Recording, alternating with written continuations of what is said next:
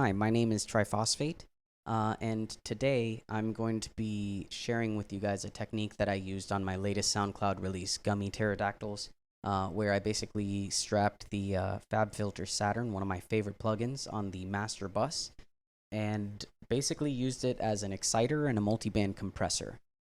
So here we go, step by step. Let me show you the track, or at least part of it without first.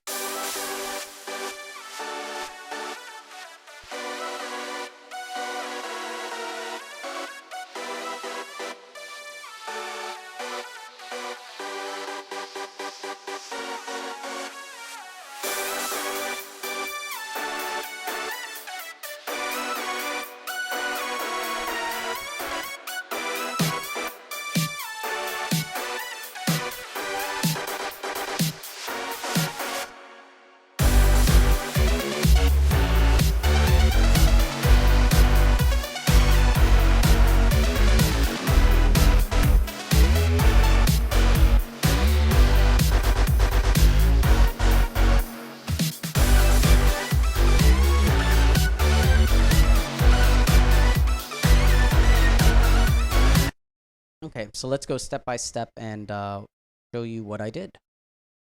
First thing I did was to isolate the sub track, which was about up to 90 hertz. And start off here.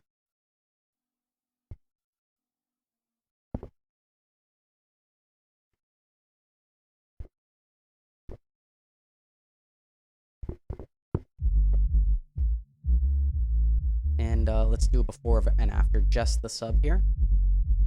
This was without it. I went ahead and chose heavy saturation and drove it a little bit. And the funny thing with most distortion units is when you drive them hard, they kind of act like a compressor. So you need to raise the levels to compensate. So let's mix it back in. And as you can see, it adds a whole lot of lower mid-range and bass harmonics. So let's go ahead and add in the next section, which is 87 hertz to 187 hertz, which is where my kick falls in. And what I did with this band was use a transient enhancer a little bit right here. I put it on warm tape for that oomph sound that it gives. Drove about halfway, raised the level a little bit, and then I turned down the mix a little bit, so it's kind of a parallel with the dry signal and just adds a little bit more kick to the kick. Let's go ahead up to the bass and the mid-range. And on this one I used a warm tube because it's a cleaner sound, and drove it a little more than halfway. What I did was I basically drove it, hold on one second, let me raise the mix here so you can hear. I drove it until I heard it start to break up a little bit and distort, and then pulled back just a tad. Just wanted to add some harmonics without adding any like extra grit to the track. And I pulled down the sub all the way. I don't want any sub coming in from this particular band. And I mixed it in a little bit more than halfway. So this is another parallel compression track. Let's go ahead and show you the high end. And with the high end, I went a little bit wild. I picked gentle saturation, which is a little bit calmer than all the other ones I've chosen thus far. But I drove it almost all the way up. It's at 87%. So let me compare the two for you here. Yeah, I'm going to drive it all the way up to 87 slowly so you can hear the difference.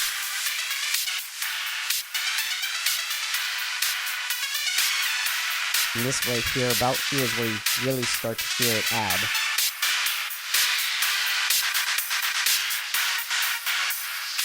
And this saturation is going to lower the overall level by compression. So we have to push the level a little bit right here. And I basically added some compression and used this also parallel.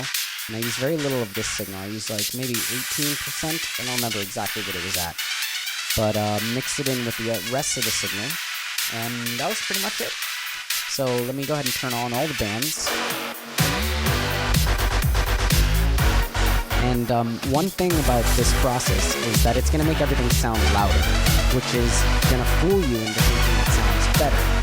So to counteract that, you can use this out right here. This is the trim, and you're going to want to trim this down until the levels, peak and RMS, are about the same as the dry signal was.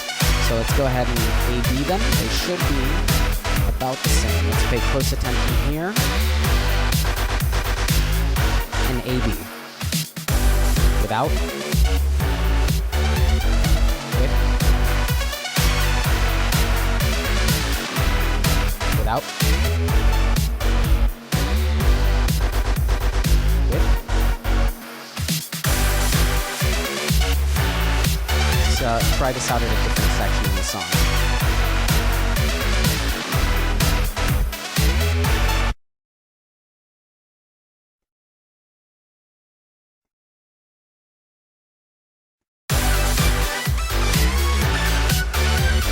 Without.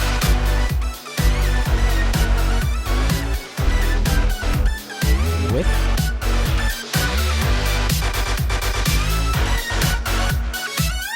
So as you can see, overall, I added a lot of presence to the track, and I boosted the bass range, especially by driving that sub area. It added a lot of harmonics to the bass region.